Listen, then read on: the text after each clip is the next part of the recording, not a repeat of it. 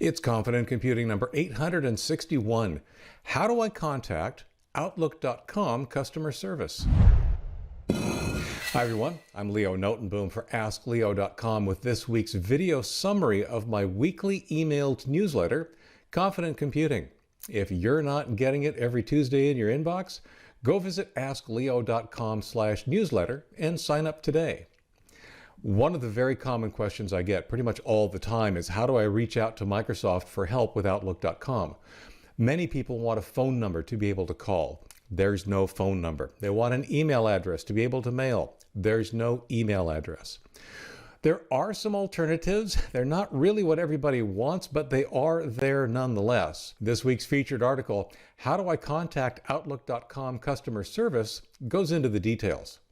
Also this week, how should I back up an encrypted disk?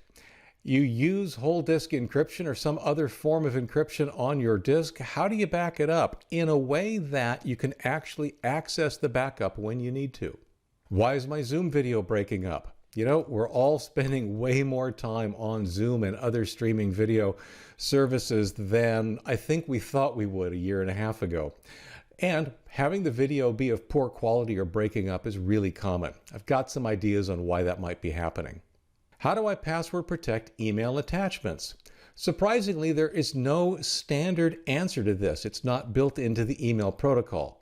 So what I do in this article is go over some of the more pragmatic alternatives to getting your attachments encrypted in such a way that your recipient can actually decrypt them and see the contents. Speaking of security, it's a spectrum, not a state. Addresses, I'll just call it one of my pet peeves. People's expectations of what it means to be secure. The short answer is there's no such thing as secure. There just isn't. And this article goes into the details as to why. There's no TEH podcast this week. Gary actually got onto an airplane for the first time in a long time, and I'm sure we'll hear about that next time.